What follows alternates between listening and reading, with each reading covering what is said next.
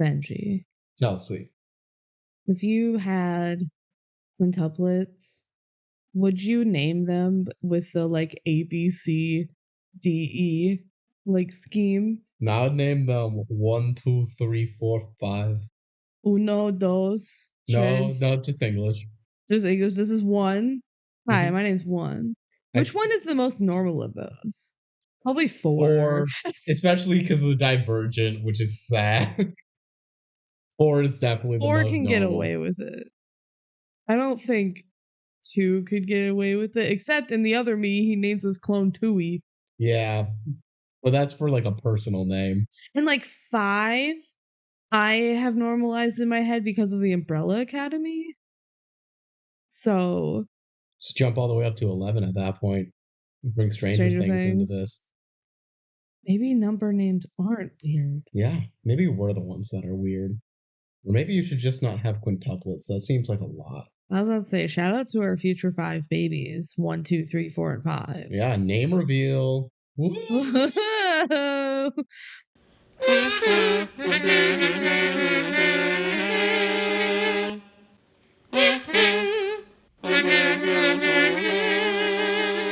Welcome, everybody, to the DCOM Duo podcast. I'm Benji. I'm Kelsey. This is the DCOM Duo podcast. We're talking about Quints today. Quints. Little background knowledge here. We don't like this one. Well, yeah, we don't like this movie. Sorry about that if you're a fan of Quints. We'll talk about our reasons why. I feel like we have genuine reasons to not like this movie. I do think it may be slightly improved on a rewatch, but it was starting from a very low place to begin with. Yes. And we'll talk about it. And honestly, I don't think it... I dislike it more than I should. But what's wild to me is normally our first steps when we're recording this podcast is to sit down and we come up with some dumb cold open to start the podcast with. And we sat here for 5 minutes saying nothing. We could not come up with anything to say about Quinn. Which is wild because this film feels like it has a lot to say about. That's not even like a quality good bad thing, but I feel like that might be the most indicative. There's nothing that we found fun enough to talk about as like an opening. For an opening, because we're gonna talk about the movie. Yeah. And we have thoughts, and like the movie, for all the things that we don't like about it, it has a plot that moves at a decent pace and does stuff. Enough. I guess. Yeah. It's happened in a few DCOMs. Maybe not necessarily ones that we've watched for the podcast yet, but having a main character that I just do not like. You do not empathize with at all. Yeah, it's hard. A character that you're supposed to like. Because there are characters that you're not supposed to like. And that's a whole different like brand of writing. Yeah. This is a character where Jamie's our main character. And we're supposed to like her and be interested in her story. And she'll remind you multiple times. This is my story. This is not the quintuplet story. Yeah, the name would make you think otherwise. Yeah. But this is her story. And yeah, just the way this is directed and the way the script writes like the core plot structure is just so ridiculous. And it's so I want to like it. It's so cringe. I want to like it because it's weird and it has some interesting ideas behind it, but all it does is make me dislike the movie more because it makes it feel like nothing matters except the boringest stuff.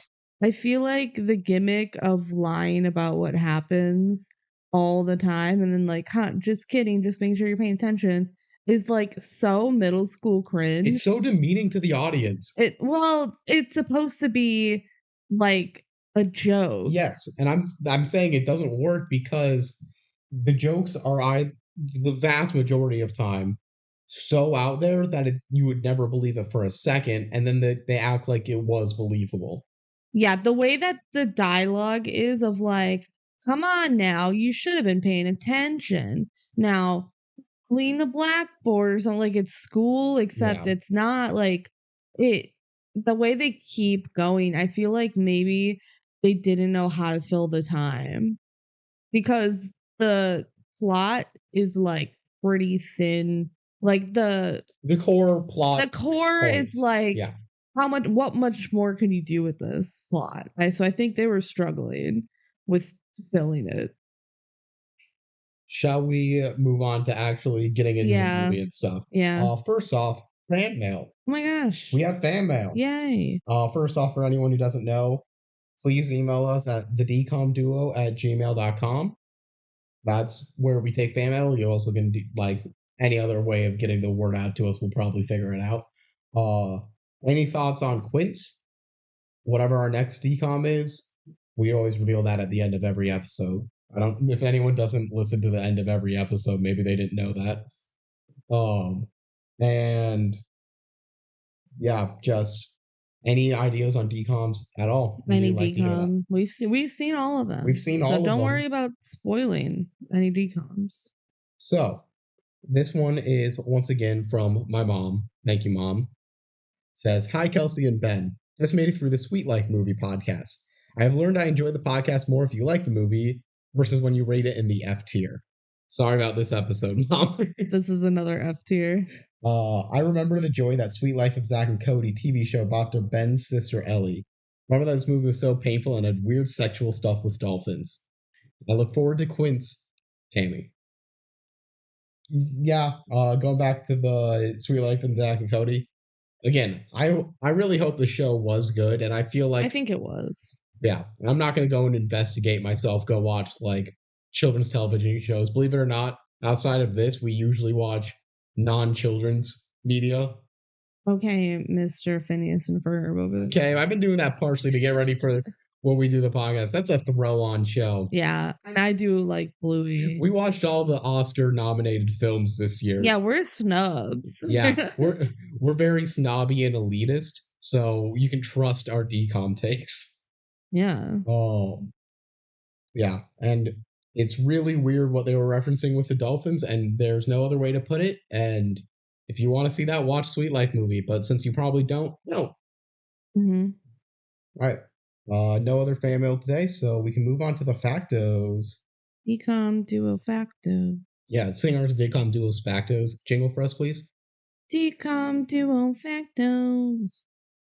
Oh, and that's it? Yeah. Okay. Oh, is there supposed to be more? I didn't know. I haven't heard it before. I don't listen to the podcast. I know you put it in every episode. Duh. Yeah. So, Quints released August 18th, 2000. It's my mom's birthday. That's fun. Yeah. It was the 20th DCOM. Mm-hmm. The director was Bill Pokorin. Pokorin? I think I'm pronouncing that right. He still directs to this day a bunch of TV movies from titles that I said seem to have a Hallmark or a Lifetime vibe. I found a Hallmark one and a Lifetime one explicitly in its IMDb, and the other ones all feel like that vibe. Nice. So that's kind of what you're getting, and that makes enough sense for me. Some solid TV show directing, like a couple episodes here and there of like 21 Jump Street, Friday the 13th, MacGyver, but not a ton. Not a ton of episodes, not a ton to write home about. I was hoping to find something interesting there because, again, the directing is probably the thing I have the most issue with in this whole movie. Which, it's just like, the way the story is told does not work with me. Yeah. And it worked with other people, because this was not disliked at the time. Yeah, I did watch this movie as a kid. I think once, because I definitely remembered that it existed and that I watched it, but I was pretty young that I really did not remember much at all. So as an adult, you pretty much say I had fresh eyes. Yeah. Maybe if I did remember it as a kid, I would have liked it more, but from an adult perspective, no. Our lead actress in this film is playing the role of Jamie Grover, Kimberly J. Brown. We've talked about her multiple times already because she's Marnie in Halloween Town. That's the main character of Halloween Town. She's in the first three. She's recast in the fourth. Yeah, we'll talk about that aspect in the fourth one. Mm-hmm. I honestly didn't really write much down about her because we've talked about her at length already. She was nominated for a Young Artist Award for this performance. Oh. So, congrats to her. I think she did pretty good for what she had. I've never been a fan, I think, of her acting style, but she's not the reason this movie fails. Yeah. This movie fails because again, I think the directing, the choice of how to portray the story really hampers it. Yeah. I also don't think her character's written well. Yeah. Playing the role of the dad, Jim Grover, is Daniel Roebuck. He's done a bunch of TV and film over the last 40 years. Some of his best known stuff is his role for The Fugitive, where he's like decently big role in that. And he's in the Agent Cody Banks movies. He's in the Halloween revival. That was like the late aughts.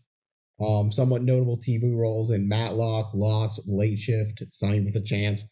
Just a couple of random things or a couple of random episode arcs.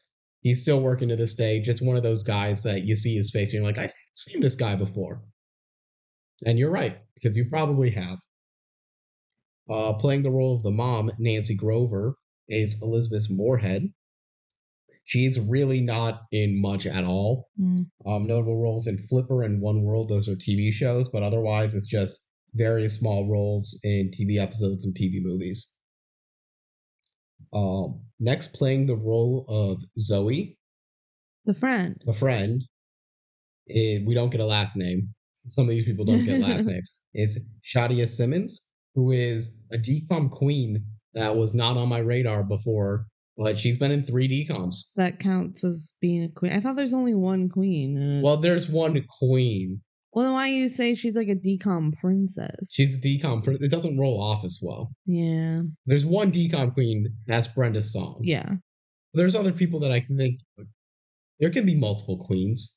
There's smaller nations to rule. Queen Slay. Yeah. Yeah, like Costa Luna. The one from Princess Protection Program. Yes. That's a DCOM queen owning that right there. So Shadia Simmons also been in Color of Friendship and Xenon the sequel. Yeah, she was recast as Raven Simone's role in Xenon, but then Raven came back for Xenon 3. Z3. Yeah. Yeah. When we talk about Xenon, we'll get to more of all of that whole drama, because it's kind of weird that they did that they switched it twice. You're like, if you're going to switch once, you just switch it all the way. It's like in her teenage years, or I guess her tween years, she was just a completely different person. Yeah. Had notable TV roles in the shows Life with Derek, Strange Days at Blake Halsey High, and Ace Lightning. All those are like... Life with Derek was the weird one where the like step siblings maybe were into each other. I think so. Yeah. Yeah. Well, I've seen TikToks talking about it recently. I remember the show as a kid too. I never watched it. It's like, what is this like romantic / sexual tension between these step siblings? Life with Derek was her last role, so as of 2009, she just no longer acts. She's now a high school teacher. I think she does some like acting training as well. So she said, I'm done with the system, because I don't think you go from like a 60 episode role into absolute radio silence with multiple other good credits to your name. Yeah. So I think she legitimately was just like, this ain't worth it. So good for her. Playing the role of Brad, the other friend, is Jake Epstein. He was also in Mom's Got a Date with a Vampire. Who was he in that? He was Duffy. I think that's the bully. Yeah, I think you're right. That was our first podcast. That was our first podcast. It's been a while. He's probably best known as Craig Manning on Degrassi: The Next Generation. I never watched any of Degrassi. I know it was big. That's where Drake got his start. You know, famous Canadian rapper Drake. Mm-hmm. Yeah, classic. He has recurring roles on Suits, Umbrella Academy, Designated Survivor. So who is he in Umbrella Academy? I did not look up the name. It was season 3. That's the most recent one. Yeah. I can look it up. I wonder if he was one of the Sparrow Academy guys. Or if he was, like, did he have a big role? It was like a 6-episode role. That's probably most of the episodes. Yeah. It's been a bit since season 3 came out and I watched it. So. Alfonso Hargreaves Sparrow number 4. Yeah, he's one of the Sparrows. Cool. They're like the alternate reality Umbrella Academy. Gotcha. People. Yeah. Other things he's known for is just he's done some notable theater work.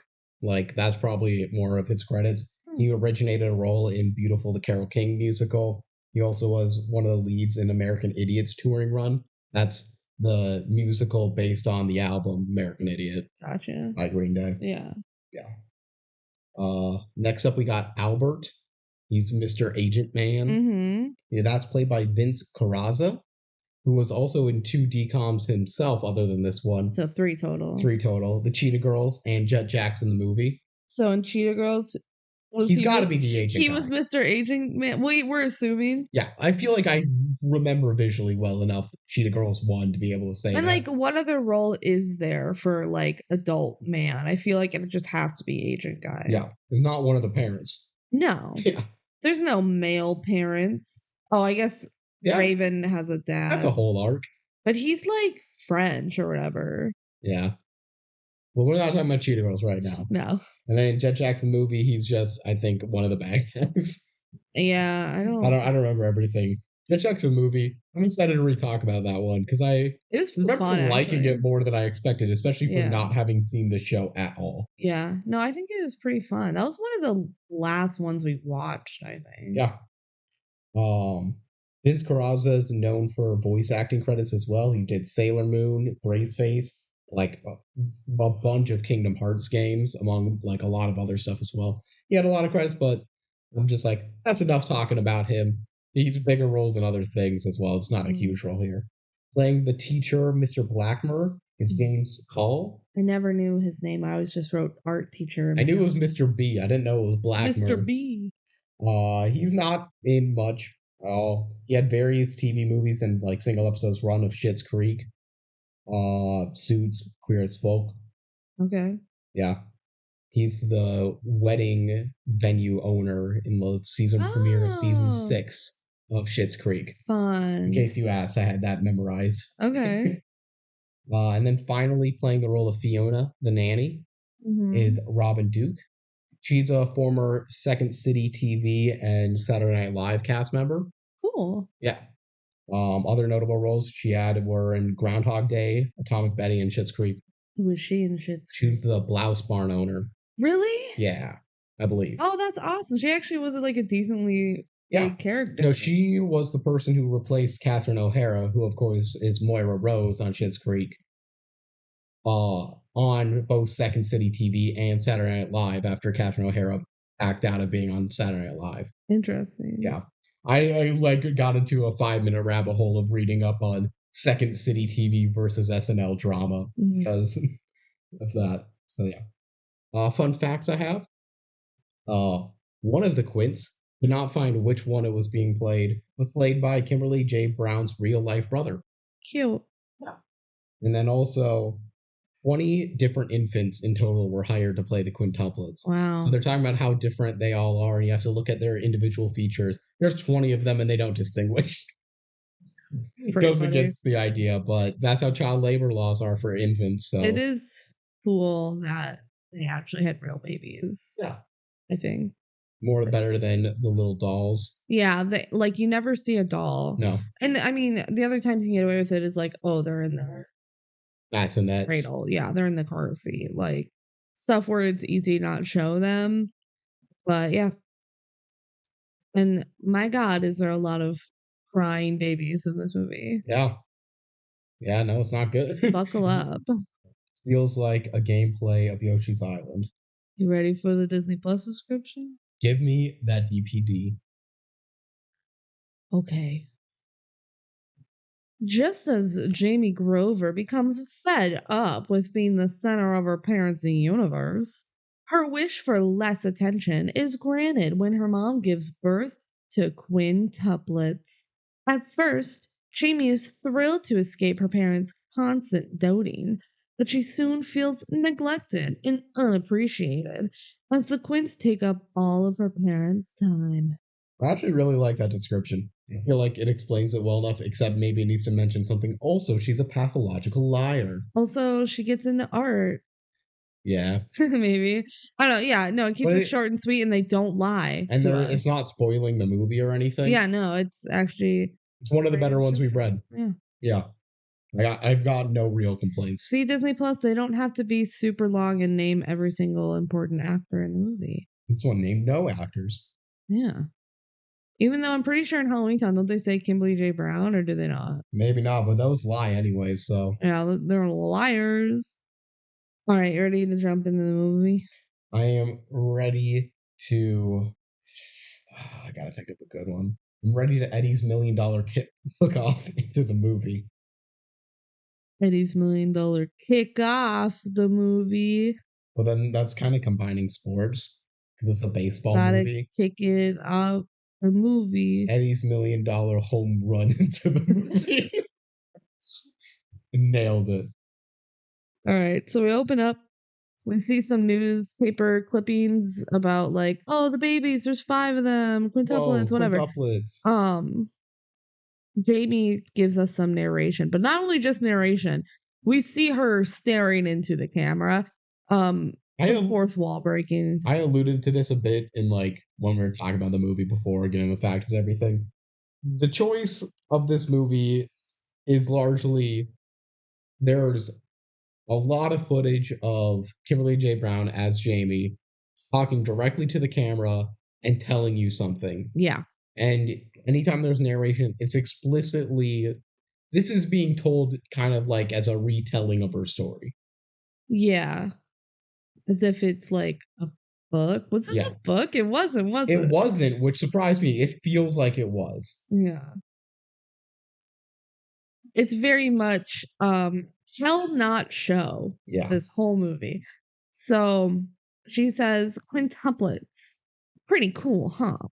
In a word, that's a lot of babies. We start literally, we're like 30 seconds into this film and we pause to die laughing. I had to pause so many times within the first 5 minutes because of how ridiculous this opening is and her explaining everything. But yeah, she says in a word. So one word. In a word. It's a lot of babies.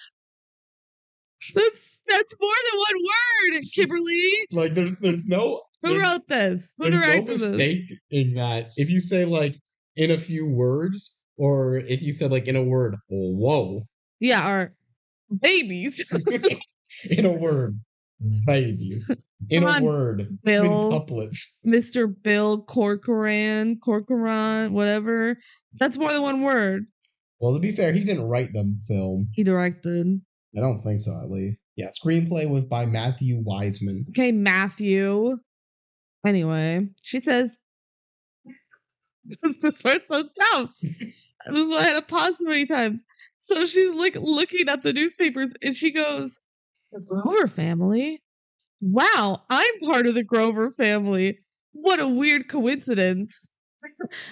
Just kidding. It's not a coincidence. This is my story. Like, oh, it's so cringe. As we're going through this, I want to keep account of how many times she lies. That's one. You make a lying list. In the general narration. I don't care if she lies as like a character, because that's fine. Yeah, no, when she lies to the audience. That's the first one where she says it was a coincidence, and it's not. It's not. It's such a blatant, unneeded lie. You keep a running list, and we will rank them at the end of the episode. Okay, I gotta get something up here. How about when she said in a word, that's a lot of babies? I don't think that counts as a lie. Okay. Because ultimately she's not lying to us. That's just her messing up words. And then she like, okay, so back into the movie. Jamie's like, I promise this story is not lame and it's not boring, okay? Does that count as a lie? I feel like we can't count that as a lie. She has to really like sell this story. And I'm telling you, this is so filler. This is trying to make your word count. Like, it's so bad. And then she says, for the record, I'm not a Quint. Like, I'm their older sister. So let's go back to last January before my siblings arrived. Sound good? Great. We're going to get along just fine. Again, she reacts like we're talking to her. She is speaking like Dora the Explorer. Yeah. The entire time. Oh my God. Oh my goodness. Okay. So then we get to introduce to the parents, whatever. My dad is Jim Grover. And no, he's not doing my homework. He's doing his own homework. And I thought it was college. I don't know if it is anymore. They don't say he's taking classes. There's a lot of things it could be. He could be getting like a technical degree. But he later says in the film, like, you would be the first one to go to college. Yeah. So which is weird. I don't know. We'll talk about it then. He works at a department store. Yeah. Very bold of her to assume I would think that was her homework. Like, parents do paperwork. Yeah. What if he was doing taxes or something? They never showed anyone doing taxes on screen. Yeah. Dad says, always try to improve yourself. Cool. My mom is Nancy Grover. She publishes a local newspaper, and she is pretty scatterbrained. They bring this, like, scatterbrain thing up one more time in the movie. It's the climax. And this is, like, the only other personality trait we get for the mom. Yeah. The dad likes to stick to the plan, and the mom is pretty fucking stupid. What's weird is there's actually, I feel like, when the babies are being born, a whole moment of the dad being scatterbrained as a joke. Yeah. But whatever. I guess you can't be scatterbrained while giving birth. Yeah. So then Jamie goes over to her fridge. She's like, oh my gosh, look, it's a shrine to me, because she has like pictures of her on the fridge. She's an only child. And then Jamie's like, we should move on to the next part of the story. Come on, quickly, go to the next part. Because then Jamie just like grabs a big bottle of cranberry juice, opens it, and then pours it on her face. It's played like, oh, she spilled. But it was so deliberate. It was so deliberate. Why? It's not. If you were going to take a drink of cranberry juice straight from the bottle, why would you hold it 6 inches above your face? Does this count as gooping? Yes. Okay. It does. Just the deliberateness of how much it's played as a joke. Yeah. Like, puts it, even though it's not the most goopy substance. How embarrassing. Spilled cranberry juice right on my face. Like, the directing is so bad for this. Okay, so then Jamie leaves for school. And as she's like walking to school, and she goes, this is my house. It's pretty boring. And I wrote, Milford is my hometown, you idiot. It's basically how she's giving you this information. In case you didn't catch it before. Yeah, in case you're fucking if you're stupid. falling behind. This is Milford, which is where I live. This movie would have been so much better if they were allowed to swear. Oh my God. At that point, it would turn. It would be funny. It would turn from annoyance to comedy. Yeah. And that's where I think our problem is. Then it would just be satire. Yeah. Yeah. Sometimes swearing does not bring projects down.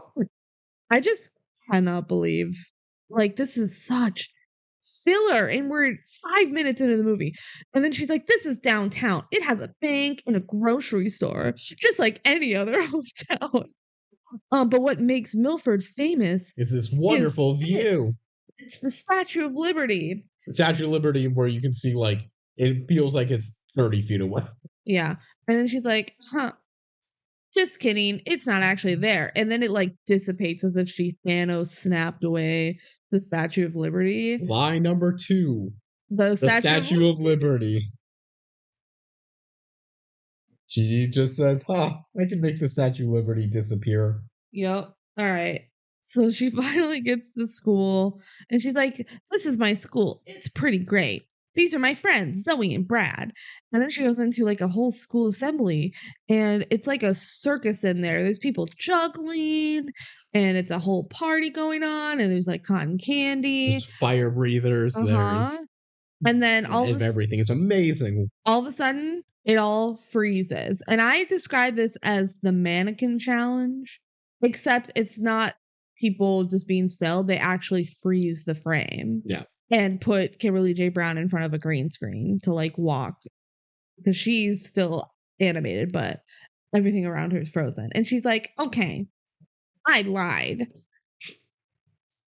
She just lies. She lied to her 3 times in the first 5 minutes. In like 30 seconds since she lied about the Statue of Liberty. And now she's lying about her school being a circus. It is insane how much of a pathological liar she is. She's like, the truth is... She knows this movie isn't interesting enough without it.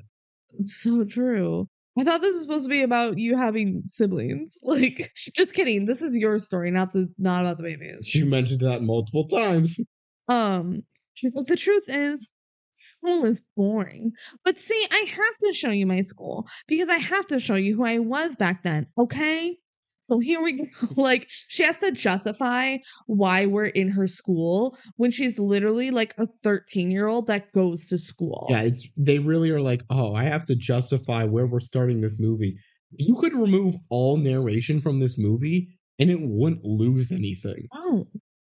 Like, there's really, no plot gained. It's a directorial choice to do. Yeah. And that's where I'm like, I think it's the biggest flaw of the movie, and it's constant. It doesn't go away. It's no Rodney was tired of being mad. It doesn't just like appear randomly every once in a while and like ultimately doesn't hurt the narrative. This hurts the narrative. It really does. The pacing gets all messed up from it. You don't trust anything that happens on screen, and you always get shown interesting things that could be happening that aren't. Yeah. And the way she's like justifying, like, come on, like, it's okay, audience. I have to show you my school. As if the kids watching this are like, oh, not another DCOM that takes place in a school. They all do. This is what kids know. They go to school. This like, really makes, by apologizing for it, you're making it worse. Yeah. By making you believe that this isn't going to be good. Okay. So then she meets up with her friends and they get like physical report cards. That's like actually like a little card that you open up.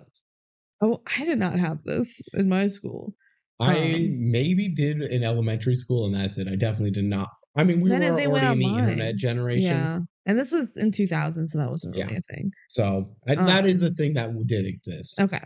So they like stand in their little circle and they like close their eyes and they chant, "We want A's," and they open up their report cards at the same time. Because they're best friends. Yeah. And they are not happy about their grades.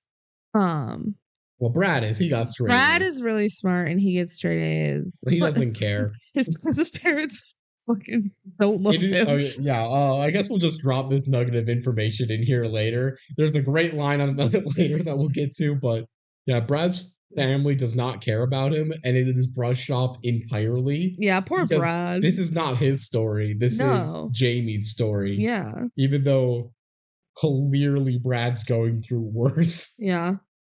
Anyway, the art teacher comes by, Mr. B, and Zoe is in art club, and Zoe's like, Jamie, you should join art club. And she's like, no, I can't because I'm doing the science fair. Because she likes science, I guess. She doesn't like science, but that's in the parents' I think plan. the teacher goes like, yeah, art really isn't your thing. It's because science is your thing. And Jamie's like, I guess so. So we learn that Jamie has a plan. She wants to go to GW, which is George Washington Science Magnet School, which I learned is a school you go to instead of high school. Yeah. It's like a prep school. But here's the thing. Jamie doesn't really like science, but she has pressure from her parents to go to science school. She's like, my parents pressure me. Even my dog pressures me. Just kidding. I don't have a dog. What a meaningless lie. It's so meaningless. I mean, she's just trying to get her point across, even though her point is that she feels like her parents pressure her. She's like, it's like the whole world's my parents and my imaginary dog. Just kidding. Only my parents. She says she's an only child who hates letting her parents down.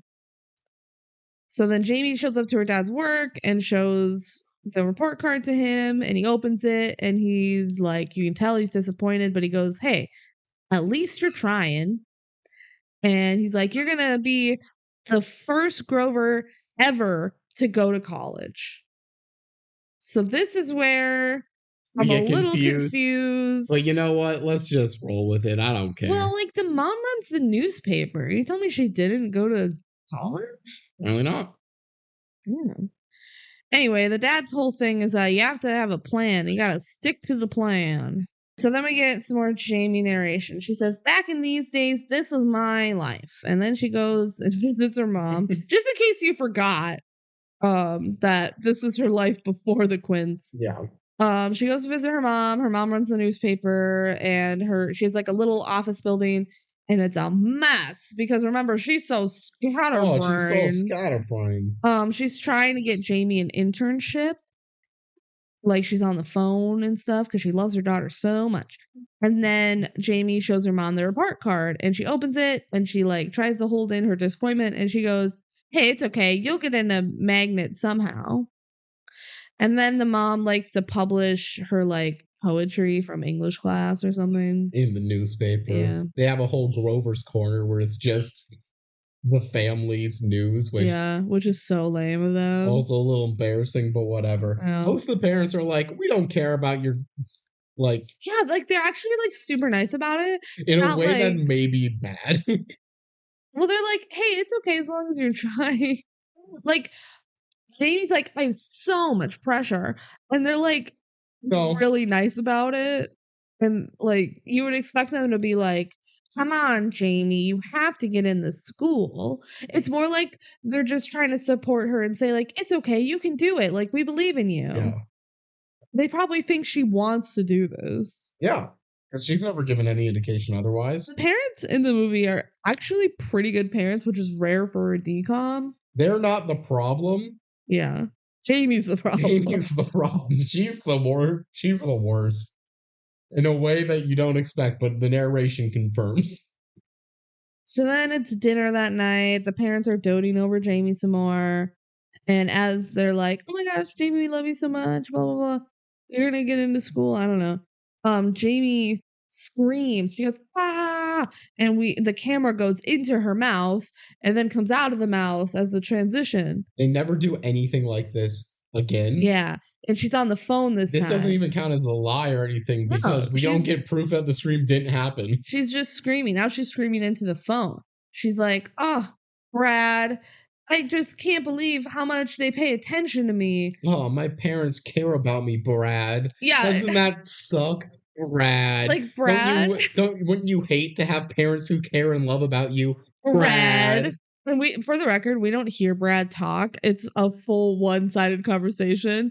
I don't know why they had to do this transition of like, oh, I'm on the phone with you, Brad. Okay, bye. Just see her hang up and throw it on the bed. It's like, hey, Brad, bye.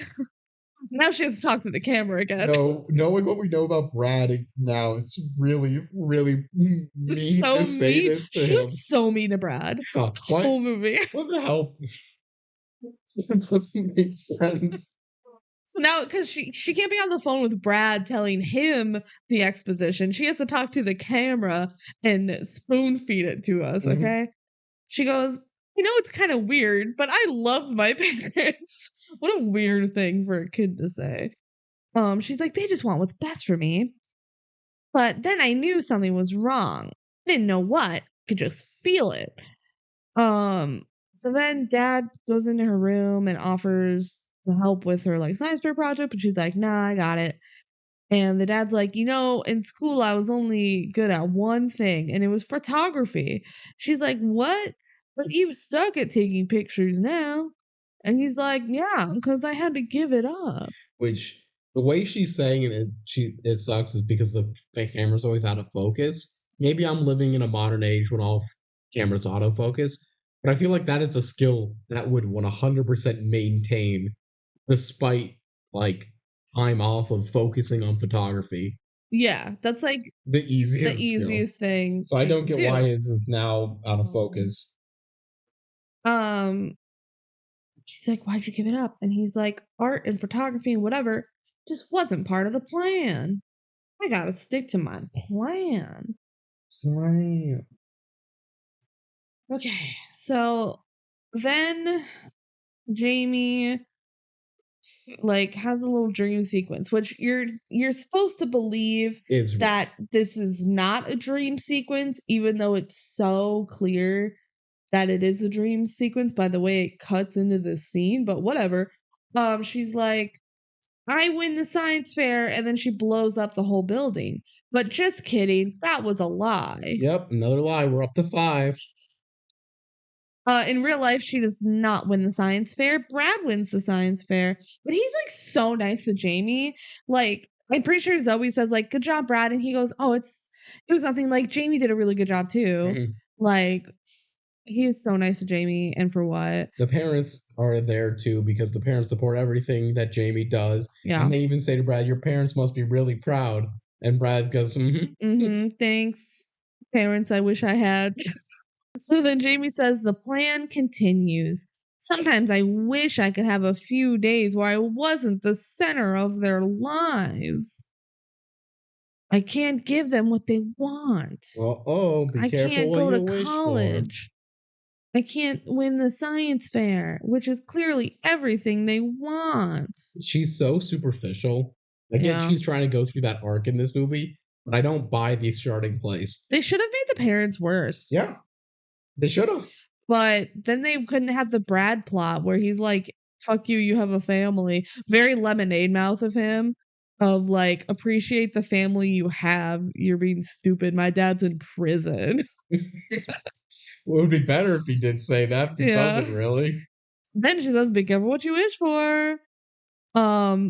So the parents are inside the house and Jamie's like walking in, and the mom goes, how will we tell Jamie?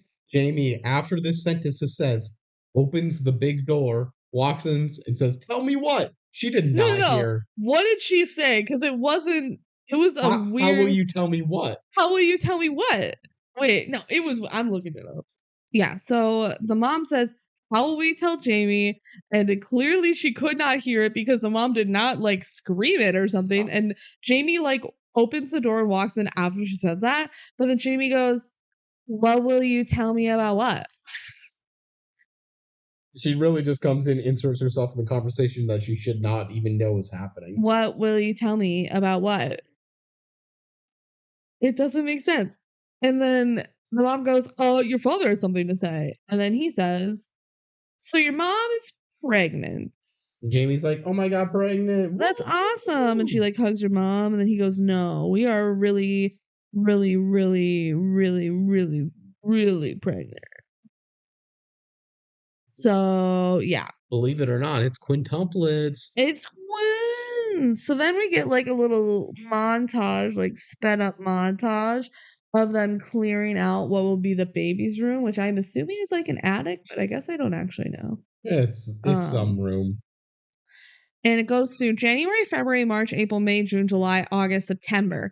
That is a full 9 months.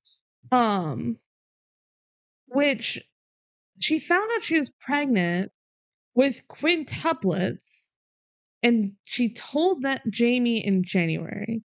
And then they go a full 9 months. Like, to know that she is pregnant and with 5 babies definitely need to be more than like a week along.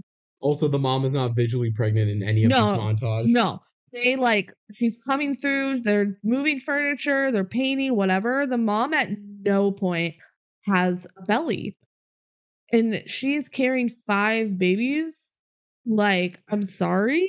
It's only a minor scene. It's not something we should honestly gripe that much about, but it is just it's annoying. Lacking. And it like they're not very smart.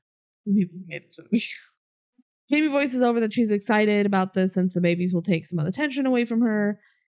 And she says it takes months and months for the babies to come. And during those months, nothing changed much. Except for mom. Then it like shows her belly. Finally. She said, but I knew things would be different soon. Because she's still hoping that her parents don't care about her. That's her only dream in life. It's her parents forgetting about her. Yup. She wants to be like Brad. Man, I hope that she learns her lesson by the end, because obviously this is perfect of a wish. So cut to mom having contractions. Jamie comes in with another report card, but neither of the parents care this time because she's in labor. That makes sense. We gotta go to the hospital. And dad's acting crazy and scatterbrained, but they don't comment on that. And then they like almost drive away without Jamie and all the craziness, but then like she gets in the car. So we're good. So now at the hospital, the babies are being born. And the dad keeps coming in and out of like the delivery room because like the Jamie and her friends are waiting in the waiting room. Yeah. And she's like, hey, I got my friends on speed dial for when the baby comes. This is not a planned baby come. It was contractions. No, yeah. They have a bunch of like lollipops that are either blue or pink. that they keep grabbing for each baby if it's a boy or girl. So the first baby, it's a boy. His name's Adam. Ooh, Adam. Woo! And then second baby is Becky. It's a girl. Woo. And then Charlie. It's a boy. Whoa. And then Debbie. It's a girl. Whoa. And then Eddie. It's a boy. So do you think they had different gendered names for each letter? Yeah, you want to try and guess what they would be? Anna. Okay. And then Brad. Even though there's already a Brad. Yeah, they're like after your friend Brad because he needs better parents. Cheryl. Why does that have to be a CH name? Because it's Charlie. I don't know. Okay, Charlie or Cheryl. Debbie. So that'd be like Dawn. or like Dylan or something. And Edith. Yes, perfect. Yeah, but instead we have Becky, Charlie, Debbie, and Eddie. Oh, Debbie and Eddie. Those are kind of hard to say with each other. They like kind of rhyme, but they don't. Why would you do that? That's too similar. They gotta be the A, B, C, D, E though. Yeah, well, they could have come up with a different name either for E or D. Deborah. Mm-hmm. Wait, that's basically Debbie. I don't know. I could come up with something though. So now they have a lot of lollipops, and there's like 2 people in the waiting room that are like, oh man, that's a lot of babies. And then they give the dad a teddy bear because the dad's like, oh my god, there's so many babies. They're like, here, you're gonna need this teddy bear and this like ibuprofen. Here you go. You're gonna need it. And they go, it's Quints, which we knew already. That's the name of the movie. Yeah. It's not named Jamie, believe it or not. Yeah. So then they go home with the babies, and there's like a huge crowd, like reporters, fans, whatever. They're the first people in the state to have quintuplets, which makes sense. They're pretty rare. I've never heard of real life quints. When I was Googling about it to try and find full facts, it showed like the specific number of quints that were identical quintuplets in like the 30s. 1930s, that is. But these aren't identical quintuplets. No. Okay. So they started their new life together, and we see the babies, and they're pretty cute. But then we hear the babies cry a lot. And then she goes, ha, it was a lie. Our life isn't great because there's a lot of crying. So that's a lie, that things were perfect to begin, but actually it was awful. You got that down? Mm-hmm. Perfect. So they all scramble to take care of all the babies. And like the way the dad has a checklist of like, okay, it means they're either hungry or they need a diaper change or blah, blah, blah. As if they've like never taken care of a baby before. When they have a daughter, it's like, I feel like stuff new parents would do. Yeah, they're not new parents. And I feel like the show or the movie keeps forgetting that. And they go, we need more diapers and we need help. So then that night, all the babies are asleep and they enjoy the silence while it lasts. But then one baby stirs, but then doesn't get up. So like, oh, thank God. And they all go to bed. And Jamie says, you gotta admit it. You can't help but love them. But remember, this is my story, not their story. It's just such a wild thing to bring up. I know. It's weird. It's because this movie doesn't know what they're doing. And they're like, what can Jamie say here? Hey guys, this is my story. Here on the first day of my new life, the only thing I really felt was exhaustion. I slept for hours. Just kidding. I slept for 1 hour. So there's another lie. That's another lie. Then she goes, it's like the next day. At first, school didn't seem different, and I didn't like my new life. With the baby nurse starting today, like, the life should get better. I think her friends are saying this. Like, hey, your baby nurse is going to start today, so your new life will improve. Clearly, she's been talking about this a lot because her friends are like, hey, yeah, your new life is beginning. Yeah, you obviously hate your current life. Yeah, your current life sucks. Maybe you need some therapy. And like, what are you going to do with your new freedom, your new life? And she says, maybe I'll do some more science. And they're like, that's so lame. You should join art club. And then the art teacher shows up and they talk to him some more. And he's like, yeah, Jamie, you should join art club. I think you'll like it. Jamie's like, I'm bad at art. Yeah, she's like, I'm not even good at art and my heart isn't in it. And he's like, well, where is your heart? And she's like, I don't know. She literally has no goals, dreams, or ambitions in her life. Yeah. It's really kind of sad. Yeah. At least she's not Brad, though. At least she has a family who loves her. We're really digging on Brad. But she digs on Brad so much. She is so mean to Brad. Brad is robbed. Brad deserves better. He deserves better friends. Anyways. Zoe's fine. Yeah, it's always fine. Mr. B is like, well, in the meantime, you should just join art club and see if you like it. And then he hands her a drawing that apparently he's been working on during this whole conversation. Oh, it's a drawing of Jamie, and he's wearing a shirt that says Art Club Rock. Woo!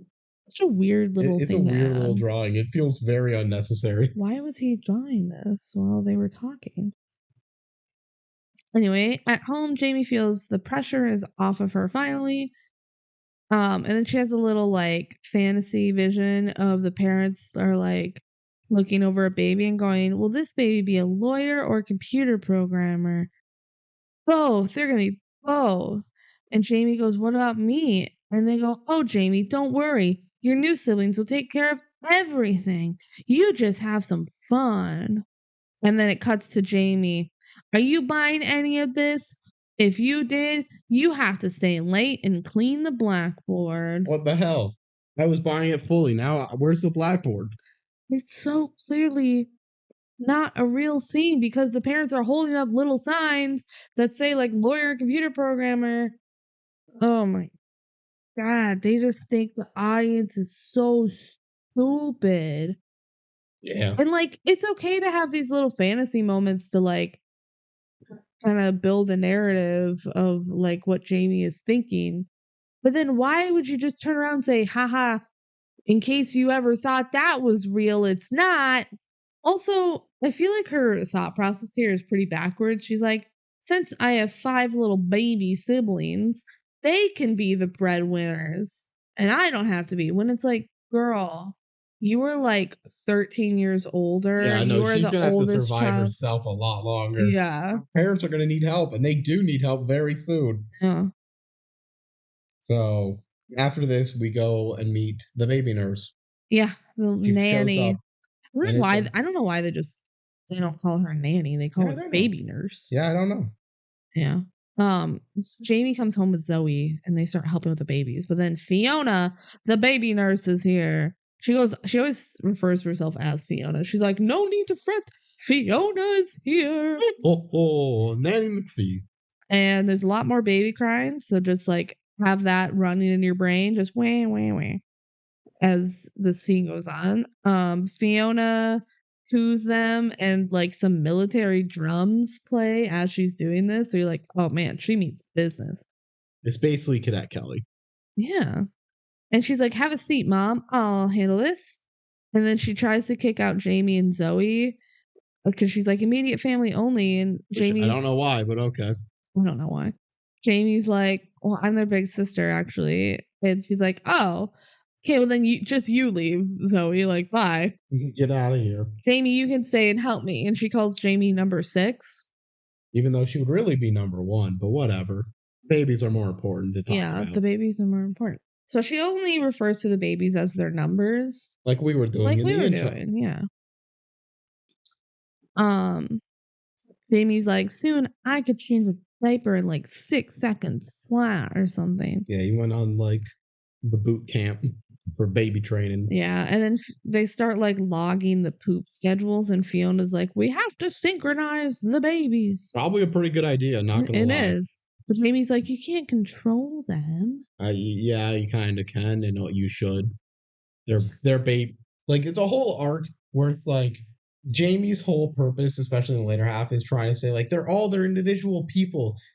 They are 5 months old at the oldest point in this film. Yeah, and like, yes, they can have their cute little individual quirks, but as a whole, as you're caring for these babies, if this were me, like, no, I can't focus on like, sorry, each of you having your own personality right now. I need to keep you alive. Yes. Like, There's 5 it is babies here. too much. It's tough enough to keep them alive. It's tough enough to keep one alive. Yeah. Like, I'm sorry. Like, I promise I will do my best with your personality as you grow. But like right now, my priority is keeping you alive. So Jamie says she wanted to start finding ways to like stay at school later because she doesn't want to help Fiona. So she joins art club. And Jamie, like, she's like, I don't know what to make an art club. And Mr. B's like, just close your eyes and imagine and draw what you see. So Jamie she starts drawing completely in black because that's what she sees when she closes her eyes. Good one. Thank you. I thought it was funny, but you gave me no reaction. Fiona does some more like controlling at home, and she goes, "Fear not, I am Fiona." Jamie uses her family troubles to her advantage.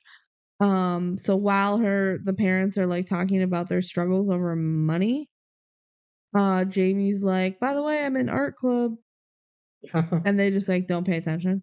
So she's she like, thinks haha, that they will be it. mad about her being an art club when clearly not. There's no evidence for this at all. Anyway, basically they just have money troubles. And they're having trouble, like they can't. They financially were ready for 1 kid, not 5. Yeah. Well, I don't even know if they were ready for 1 kid because I don't think this was a planned pregnancy. But they like can't really afford to pay Fiona, and the dad's like, "Oh, I'll have to work more," but then he's never home. Like it just sucks. They're struggling for money, which makes sense. They have 5 babies. That's a lot of babies. So Jamie is like, I don't think my parents are going to approve of art club, so I got to keep it on the down low. And then it cuts to her like eating a bunch of junk food, and she's like, it's amazing that my parents ignore me now. I love it. I love it. Even my grades are up. Well, just art class, but I'm sure the rest of the grades will follow too. That's not how that works. No. So Jamie is annoyed that Fiona keeps referring to her and the babies as their numbers. 1, 2, 3, 4, 5, and Jamie's like, no, they're all different. Give them names. Different. My name is Jamie, and Fiona gets a cramp, so Jamie helps. And then Fiona's like, we need to keep them on the same schedule, and voiceover is like, Fiona, help me because she made me think. Jamie's like, Fiona taught me 2 important, valuable life lessons, and they're very basic. And I don't get how they really came. No, and they're trying to stick with this theme of like, oh, these people help me, but like in the most vague ways of like, you could have done this metaphor a lot better. They made me think about my life. Like you could have done way more specific stuff, specific actions, rather than like extremely vague advice. Yeah. So then Fiona quits because she just can't handle 5 babies anymore. And she almost kidnaps one by accident. It was like in a sling on her back, but it's okay. They take her out. It was Debbie. And Dad's like, we have to stick to the plan. It's okay. We'll figure it out. Let's not panic. And then the baby's crying louder.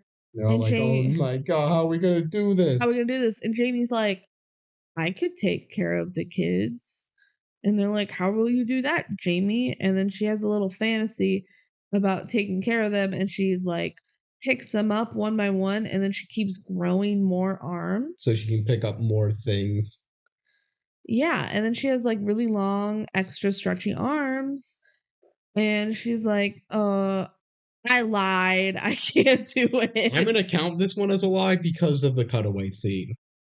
Yeah. This is her character lying, not the narration. But the cutaway scene is like... That's a lie. It's a full-on Family Guy gag. Yeah. It counts. So they're like, maybe we can just get some sitters, but they can't afford sitters. And Jamie's like, well, I'll just give up my allowance.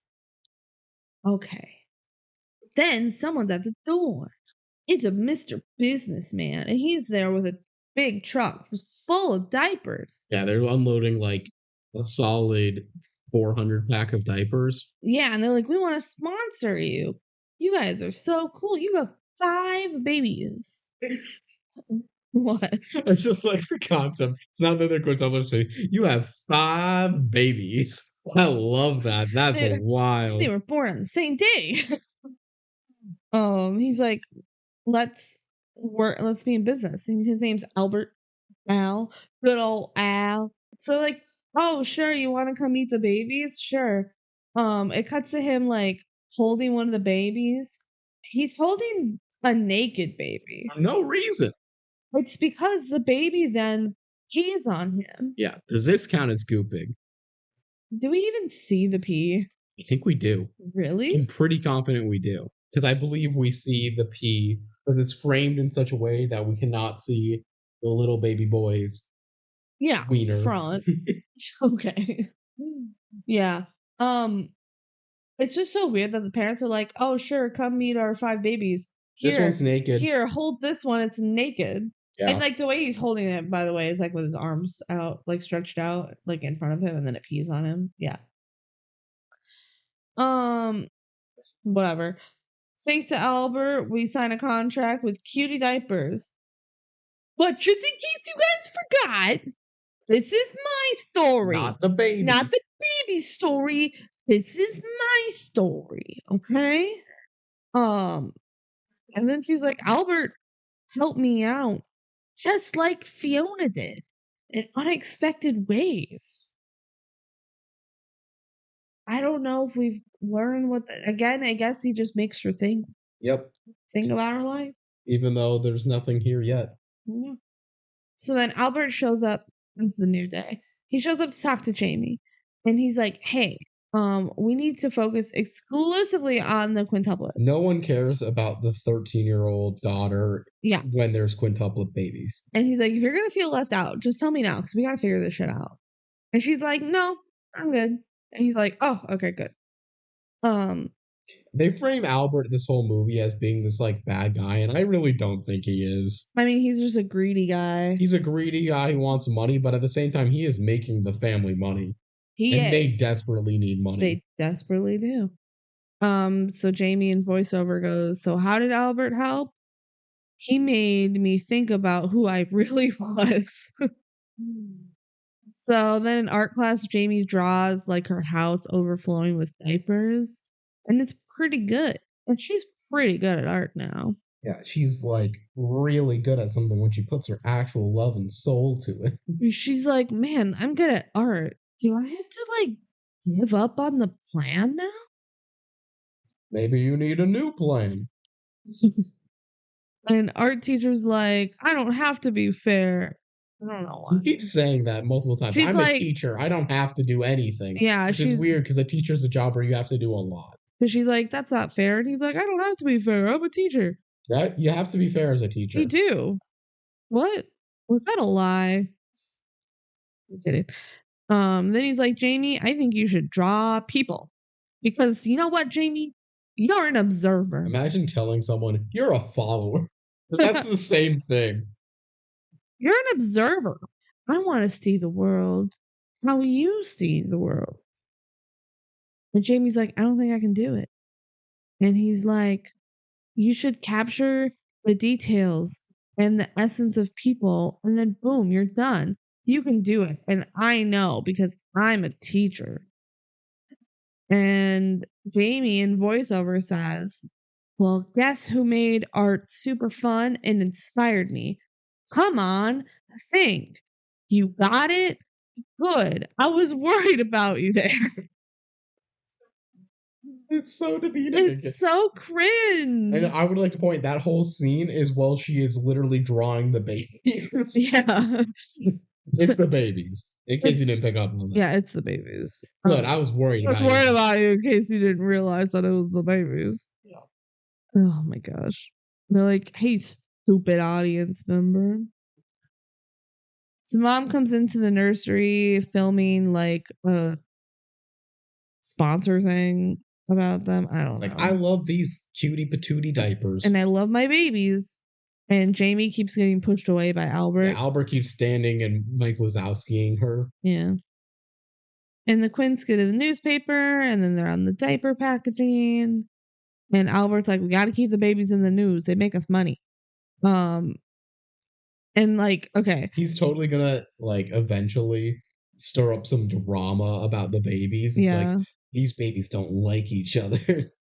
The direction of the scene is so wild. So they're like walking around the room and the camera spins around in a circle, like following them around like 5 times. Again, the director was actively making choices, which is something I can respect. He made choices. But they don't work. And it's annoying because I would rather see stuff like this is way more visually interesting than the average DCOM. This film is more visually interesting than the average DCOM. They try stuff with the cinematography. It just fails. It's not good. Mom started putting quintuplet updates. Quintuplates. Wait, no, they don't even say that, but they should have. Quintupdates would have been good, but they did not do that. She puts it in her newspaper every week. No more room for the poetry no one read. Yeah. And Jamie's like, I hate how everyone just refers to them as the Quints. Like, they're individuals. Yeah, but you know how much longer it is to say Albert, Becky, Charlie, Deborah, Eddie? I think it's Debbie, not Eddie. And she says, I hate how I'm not like mentioned in any of the stuff about the Quins. Or maybe I like that. Coincidence? I think not. Is that really what she said coincidence about? I don't know. You're the one taking the notes, so you should know. I just wrote down coincidence. I think not. And you said coincidence. Coincidence. Which would have been a better joke. Yeah, I think that's what it says on the paper. Oh, okay. Which honestly, it is weird that like there's all these publications about them and it shows like the parents with the babies and they don't mention that they have another daughter at all. It might in the text. Well, they should like she should be in the pictures like as here's our family. Yeah. The parents, the sister, and then the babies. You remember Octomom? Yeah. That's all I really remember is she existed. She was weird. That's basically what this predicted Octomom. But didn't she like get 8 babies implanted in her on purpose? Yeah. That was weird. Yeah. I'm not here to dig up the scandal of Octomom. I just kind of like it living as a vague memory in my brain. Yeah. Shout out Octomom. Hope the babies are doing well. Yeah. So then Jamie rants to Zoe and Mr. B, art teacher, about how everyone treats the Quints as a unit and not as individuals. And Mr. B's like, you should talk to your parents about that. Yeah, don't tell us, tell them. Yeah. And she's like, I don't want to ask. I don't want to talk to my parents, even though they're very calm and receptive and interested in my feelings. But she says, I don't want to because what if they ask about school and the science fair? Then I'd have to tell them the truth. Not doing it. And Mr. Teacher's like, you should use your observation skills. Get it? You're an observer. You're an observer. And help them see what you do. And like you can steer the conversation the way you want it to go. You don't have to talk about how you're not doing the science fair anymore. Like just tell them about how you feel about the babies. So then Jamie comes up with a plan. Stir everyone is a pot or something. What I wrote. I wrote stir everyone in the pot or something. I cannot translate that for you. Stir everyone is a pot or something IDK. It's probably some stupid dialogue because there's a lot of stupid dialogue in this movie. So then Jamie is like hanging out in the nursery by the babies and she's sketching them. And there's more baby crying and the parents are nearby and the dad's like, oh, maybe it'll stop. And Jamie's like, nope, it's not going to stop because it's Becky. She's not going to stop until you hold her. And they're like, how do you know that? And then dad goes to grab Becky and he goes to the second bassinet because that's where Becky's supposed to be. Mr. Letter's number 2. Yeah. But it's not the right baby. It's not the right baby. Jamie's like, that's not Becky. Like, can't you tell the difference? Look at the baby that you're holding. And they're like, why isn't she in her bassinet? And Jamie's like, I mixed them up to see if you could tell the difference. Which is just mean. It's kind of mean. But also I get the point. I get the point. Like, it's fine. But also, it's very demeaning to the parents, but she's already being demeaning to the audience, so whatever. This is the part where I'm like, why would you do this to me when I'm just trying to keep my babies alive? Yeah. She's not giving her parents nearly enough credit. No. Through the whole movie. The mom's like, that's so mean of you. Of course we love the babies. And she's like, yeah, I know you love the babies. This was a little challenge. Which honestly, I think it is kind of a fun little challenge. If it wasn't like super mean to the parents. So the parents start sorting the babies, and honestly they do a pretty good job, except the dad's like, I can't believe I couldn't tell. So maybe it's just the mom who does a good job. But anyway, they're like, oh, this one is this baby and this one's this baby, blah blah blah. And Jamie's like, yeah, you have 5 babies and not one set of Quints. It's like this whole point where it's like, as an audience, you're supposed to take away, wow, they really learned this. They exclusively refer to them as Quints the rest of the film. It's just a weird plot point to add because Jamie goes back and forth a lot about like she's excited about the babies because they'll take attention away from her, and but then she's like that they're not getting attention. Yeah, and then it's like, why aren't you treating them as an individual? And also now I resent the babies because I want attention again, which we haven't really gotten to that point yet, but she eventually does want attention. And she's like, these babies are taking away attention from me, but also I think they should be treated as an individual. And also I don't want them talking to me. It's like, make up your mind, Jamie. Yeah. I don't like Jamie. And then the real truth is that Jamie isn't worried about the babies being treated as individuals as much as she was worried that the parents were pushing their hopes and dreams onto them like they've done with Jamie her whole life. Jamie is so rude to her parents. It's really, yeah. Jamie's just the worst. She is. Like, her parents are super sweet, and she just feels this pressure from them that doesn't really exist. No, at least not that we're shown. Like, there's a whole arc in here where I could totally see a Jamie-like character being like, I felt this pressure invisibly put on me, where you weren't actively trying to put it on me, but your actions and what you were saying led me into this belief. Yeah. And that's an actual plot that could work well here. But this does not get nearly deep enough for me to buy that based on all of the evidence of the parents we do see. Yeah. Jamie says, maybe you've seen this coming, but this was more about me than the Quints. Again, this is my story. Yeah, I know this, Jamie, because you told me twice already that this is about you and not about them. So that night, Dad goes in to talk to Jamie while she's in her room, and he's like, I feel so terrible I couldn't tell the babies apart. I've just been working so much. And then he's like, I remember when you were born, Jamie, I was so excited. Me and your mom, we were so excited. We wanted anything. We just wanted a baby, and now you were our world. We wanted to give you everything. But now with 5, I don't have a plan anymore. Jamie says, just love them. Just love them. Love is all you need. That's your plan. Another Beatles lyrics. Yeah. Hey, Bungalow Bill. That's another one. Wait, is that what they say? We all live on a yellow submarine. Yellow submarine. Yellow submarine. Yellow submarine. Yellow submarine. Yellow submarine. Is this just one of our most unhinged podcasts? Have we got to the point where we're just like, we don't know what to say, so we're just like not able to form words? Yeah, well, this is probably the most unhinged DCOM that we've watched so far. Is that true? We watched Can of Worms.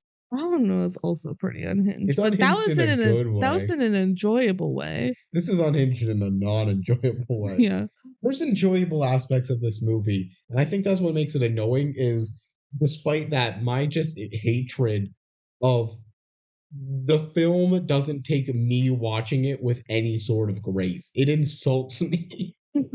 So true.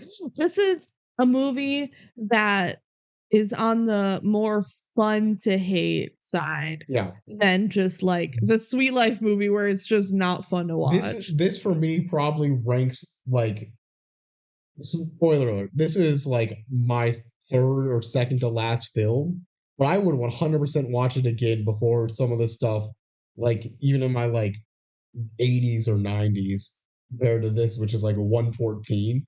Just because there's so much more. This is a hate watch movie. Yeah, 100%. Whereas a lot of the other films that are near the bottom are just boring. Yeah. This is a hate watch.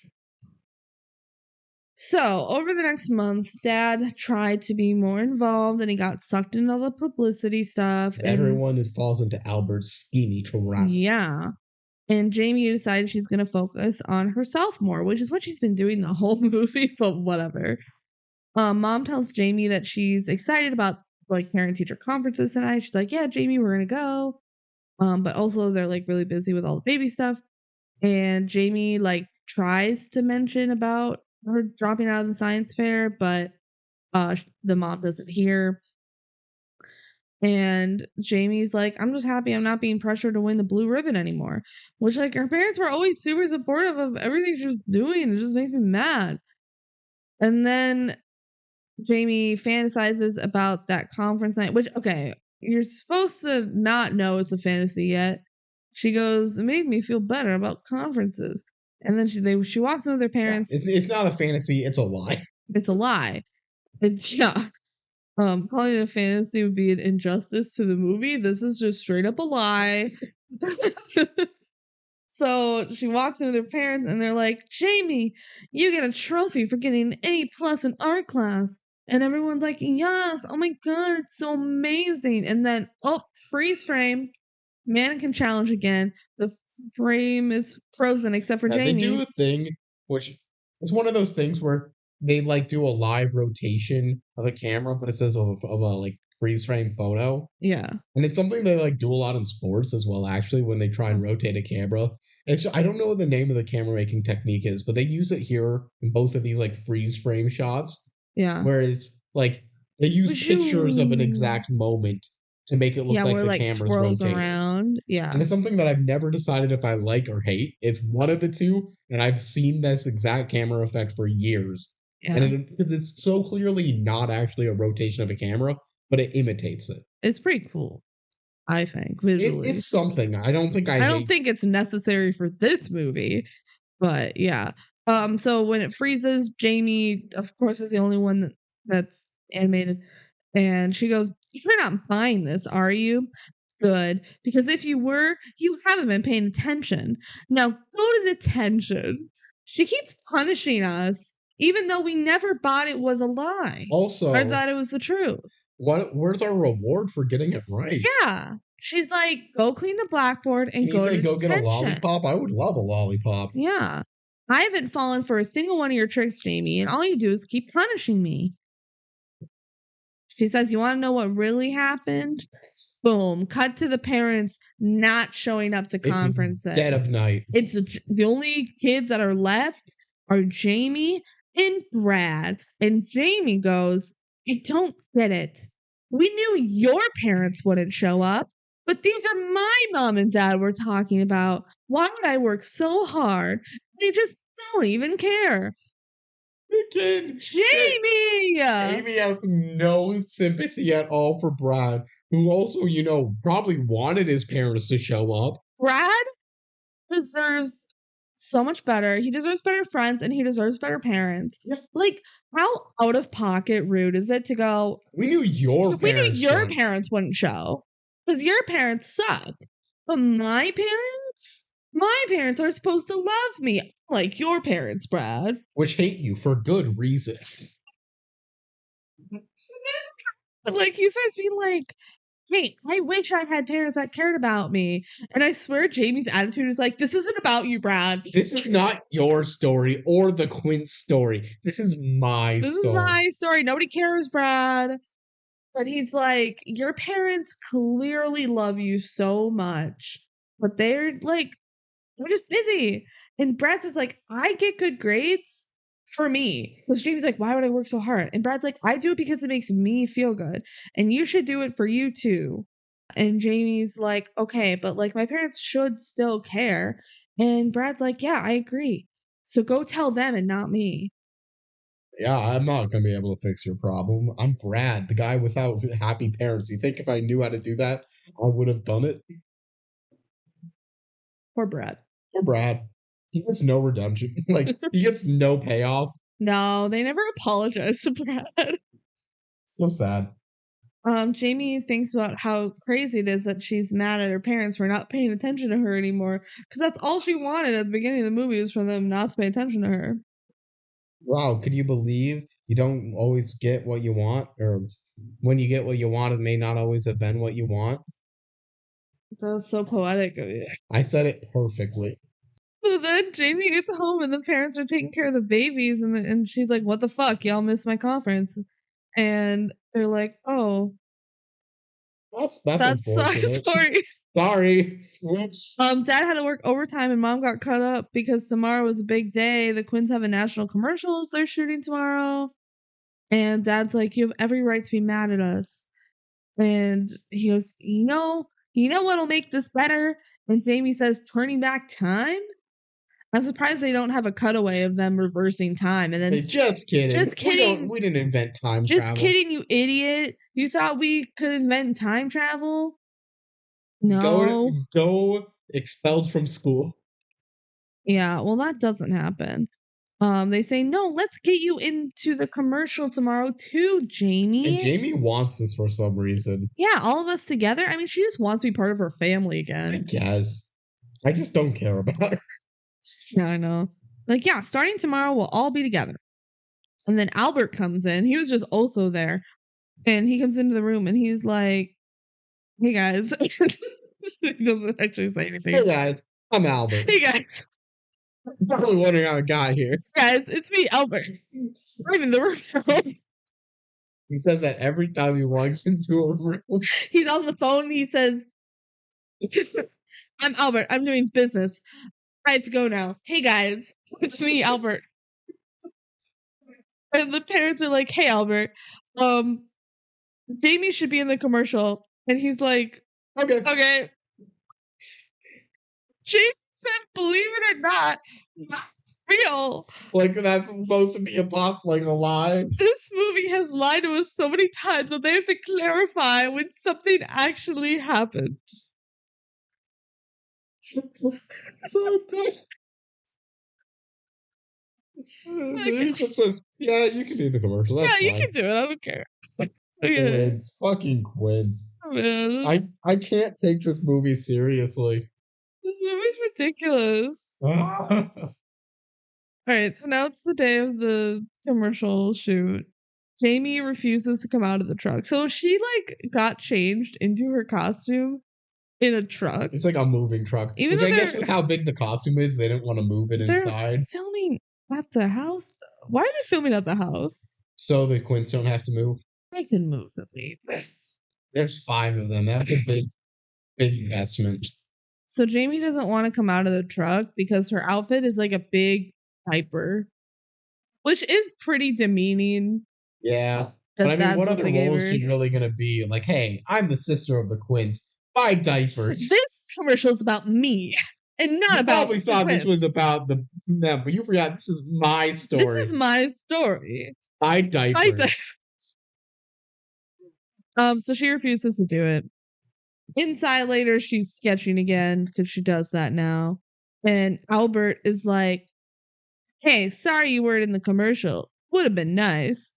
But we all need to think about the Quints. You know, that's what everyone's focus gotta be. And Jamie, Quints. Jamie says, what about me? And he says, you're not marketable. Yeah, you're not marketable. The Quints are big for marketing, so you can't be selfish here, Jamie. Which, to be fair, Jamie has been selfish the whole movie. No, again, I don't think Albert's a villain. You can say he's a slimy, greedy guy.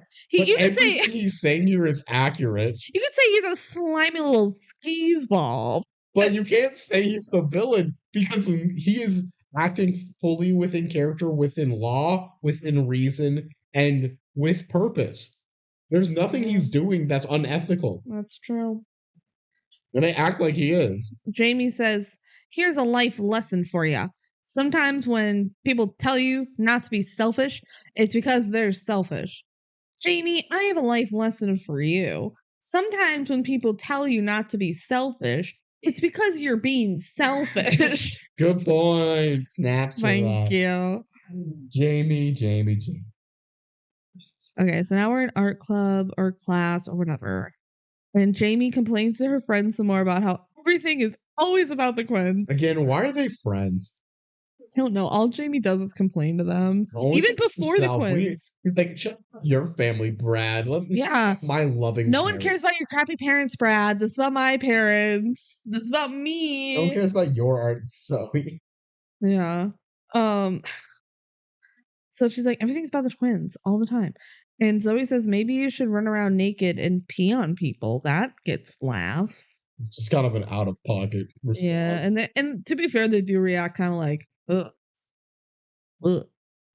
And they're like, I thought you were happy to not get attention anymore. And Jamie's like, yeah, I was wrong. Rare moment of her admitting something. Yeah. And Brad says, well, then you got to show them the real you then. Go get their attention. You found the real you. Now don't let anyone take you for granted.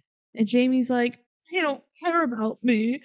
And Brad says, oh, give me a break. They do care. I would give all my blue ribbons to have my parents care like yours does. Hop off, Brad. Jamie needs to hear in this moment, and we don't get any redemption for him. Jamie's like, before the Quints, they cared about me. And Jamie's like, oh, yeah, but also they drove me nuts. Like, she cannot make up her mind. Yeah. And then Jamie, we've talked about her so much as being the worst. I don't have any new or unique commentary to say. No, and then Brad's like, you ruined my day. You go, Brad. We are Brad Sands. Yeah. Jamie says the Quints were supposed to make my life easier, and now it's all messed up. And then she's talking to the teacher, and she's like, should I still go to the magnet school? And he's like, you can go anywhere you want, really.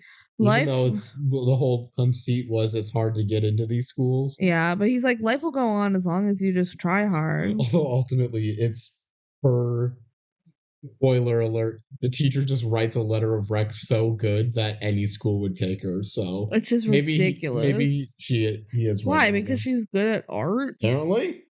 He's like, you can make your own future and you have talent. And Jamie says, I wish my parents could see that. And they're like, well, you can tell them your stuff will be displayed in the art show. Oh my gosh. Jamie was like selected to have her stuff be like front and center at the art show. Mm-hmm. Wow. So Jamie goes to tell her parents the exciting news. And the parents are like, art show? Why would we care about your stupid art show? Everyone hates stupid art. And then it freeze frames again. And just kidding. That was a lie. Yeah. She goes, come on now, people. I'm just messing with you. Which honestly, this was the most believable lie. It still isn't believable in my opinion. It's still the way it's edited. But this is the only one where it's actually framed as a realistic alternative. Yeah. The way it's edited is like, you could actually believe that this was happening. The only reason you don't is because it's ridiculous that they're like, why would we care? You know what actually happened? They cared. The parents were like, oh my gosh, that's amazing. You're in an art show. We're so proud of you. Like, she's been worried this whole time that her parents are going to hate that she's in art. And they've shown her nothing but love and support. So Jamie pisses me off. That shouldn't be news. Albert comes in and is like, congrats, Jamie. I don't know why Albert's always around.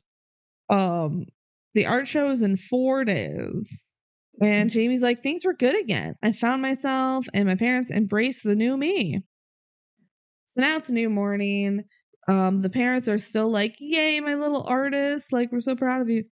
And then Albert comes in and shows them that the parents won Parents of the Year. And they're like, whoa, this is great. This wow, huge. What an honor. What the exposure. We get to meet the governor. They were really excited to just be invited to it before realizing they were the Parents of the Year. Yeah, they are Parents of the Year. Is this an annual award that actually exists? Because I doubt it.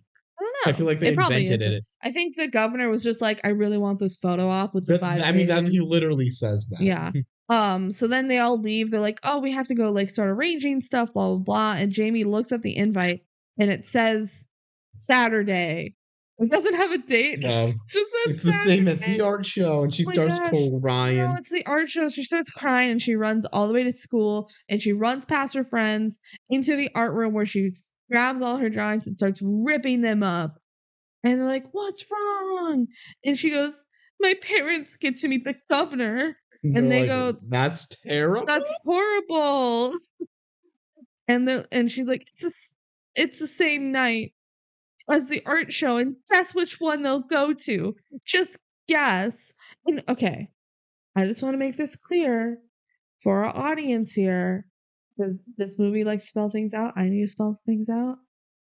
She has not once asked her parents or reminded them. They didn't look at the invitation. They didn't look at the invitation. They don't know what date it is. It was not mentioned out loud because we didn't know it was the same day until Jamie looked at the invitation. So right now, we're assuming they don't even know it's the same night. No. Okay. It's entirely possible they go, okay, Jamie, we're going to try and attend this. Or, Jamie, like, is there anything we can do? We're getting honored by the governor. That's probably something we should do. Yeah.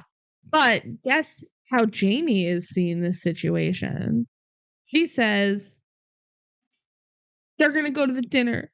They knew what night it was. We were just talking about art show, and they knew it, and they decided right then and there. No, they didn't. It's so unfair. They're supposed to be proud of me, and now they don't even care. Like, she's just assuming that they immediately thought about the art show and went, nah. Like, as if they wouldn't bring it up to her and be like, oh, wait, no, that's the same night as the art show. Like, no. The teacher comes in, and he's like, oh, you started ripping your drawings. Well, there should be a few pieces here that aren't ripped. And Jamie's like, I don't want to do this show anymore. I'm going to let my parents have their night. But we know that's not what she really wants. Oh, it's so sad. The third act betrayal. So it's a new morning. Jamie brushes off her mom in the morning. It's literally a 10-second scene of the mom being like, good morning. And she just walks away. And then she goes to school. It's very jarring how quickly that scene ends. The friends once again have their report cards, so they all close their eyes and go, we want A's. And Jamie goes, straight A's, Brad, you're boring. Again, she hates Brad. She hates Brad so much. Why are they so friends? Rude. Imagine, like, your friends just tearing you down like this all the time. Brad's you get straight masochist. A's. That's so lame of you. Like, yeah, they should be like, that's awesome, Brad. Good for you, Brad. Especially without a support system. Yeah, especially since his parents hate him. Like, his friends hate him too. Poor Brad. Poor Brad. And then he's like, hey, Jamie, you have an A too. And she's like, yeah, just art class. And so he's like, well, it is an A. And you have no C's. That's the best report card you've had. She's like, yeah, but my parents won't care. This whole movie feels like a Drew Gooden sketch. You got a good point of that. Where just the way that Jamie says any line is just, yeah, but they won't care about me. Oh my gosh. They only care about their 5 babies at home. And meaning the governor. That they only refer to as one homogenous blob called the Quints. And they don't care about them as individuals. In art class, Jamie is still sad, but then the art teacher got news from like the office, and he's like, Jamie, I have to tell you something. Oh my gosh, they have to go to the hospital. So he drives to the hospital. One of the babies got a really bad fever. It takes so long for them to tell us which baby it is, by the way. It's Adam. So they like look into the room and they see Adam being treated, and it's like, oh my gosh, he looks so helpless. He's so scared. It's the baby. The baby. The baby. And Jamie's like, I'm so scared. But not just for the baby. I'm scared that things are ruined between us. I'm scared that this story is turning into their story when it's been my story all along. Jamie says, I'm scared that that this isn't about me right now, so I'm gonna make it about me. Yeah, it's hey so guys. Rude. So rude. Mom's like, of course we'll always be there for you. Like, things aren't ruined. And the parents are like, we didn't really understand what you meant about the Quints being different people at first. Like, I heard you, but I didn't get it. Today, it wasn't the Quints that were sick. It was just Adam that was sick. And Jamie says, I'm my own person too, you know? She's like, back to me, guys. I'm not sure I want the same things anymore. And they're like, you don't want college? And she's like, no, I do. I want to find my own way. I want to have my own plan. I don't want to do your plan. It's not my dream, Mom. I gotta go my own way. It's your dream. I don't want to be an ice princess. I don't want to be an ice princess. No. In Ice Princess, she didn't want to go to Harvard. She wanted to be an ice princess. Oh, unless you're talking about the other girl. She said, I don't want to be an ice princess. I want to do math. Yeah. Yeah. Okay. Dad says, of course, we just want what's best for you. Like, we both want what's best for you. And Jamie says, I may never be a straight A student who wins science fairs, but with art, I'm happy. Can't that be enough? Again, they're making this up like the parent. This movie might work if the parents were mean, but they're At any point. But the whole point, there's never a doubt in your mind, other than the film lying to you several times, that these parents are going to be anything but supportive. He's like, can't that be enough? Can't art just be enough? As if the parents were ever sad about her doing art, ever. Like, they're like, of course, it's more than enough. We just want you to be happy. Like, it's so unearned, and I just hate Jamie. Anyway, Jamie says she found herself. Wow. I feel like this would be more meaningful if we knew more about her other than like, man, I hate that my parents pay attention to me and I try to do science, but I suck at it. Like, the character growth here doesn't pay off and I still hate her. So this movie doesn't work. We've made that clear over the last couple hours. Albert runs into the hospital and he's like, how long will Adam be out? And they're like, a week or two, which I find kind of hard to believe because he just has a fever, but whatever. And he's like, but we have gigs. The world is gonna want healthy babies. And then he's like, well, how old is he? And they're like, the same age as all of the babies, 5 months. You should know. And he's like, well, let's just find a matching baby for this week. Which is completely fine. It's silly and stupid, but it really brings out the point. Stupid. I mean, yeah, I don't know how realistic it is. And he's like, also, Jamie, you can be a part of it. And they go, actually, Albert, you're fired. What are they going to do about money? They made it very clear that they could not survive without this money. Albert says, I saved you. And they're like, too bad, you're fired. Which I guess at the end they say they scaled back how much marketing, but they kept the marketing up. Yeah. I think they need more money. I'll be real. They do. They have 5 babies at home. Maybe they've made hella bank, but it's not going to last forever. No. They just got to invest well. Yeah, they do. Apple was doing pretty well at the time. Bye, Albert. He's gone forever. At home, the parents are like all dressed up because it's their big night. They're practicing dancing because apparently there's going to be dancing here.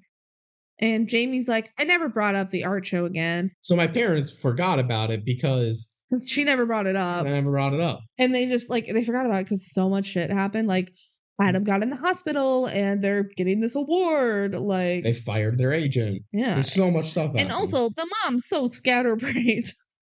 Let's not forget. Jamie says that she's putting her parents first so that they can get the award. So this is like the first selfless thing that Jamie does. All movie. Yeah. Zoe and Brad come over while the parents are leaving for the award. So Zoe, Brad, and Jamie are gonna babysit while the parents go out. And the parents leave and all the kids go like, yes, they're gone. Which is kind of weird because A, we're not shown them like planning anything or doing anything specific when the parents leave. B, they're babysitting 5 babies all night. So what are they supposed to be doing? I don't know. Anyway, the parents go meet the governor and he's like, where are your babies? And they're like, oh, they're at home. And he's like, good joke. Good joke. You're kidding, right? They're here. And they're like, no. Jamie realized that the invitation said that they also wanted the babies to show up. So the governor is pissed.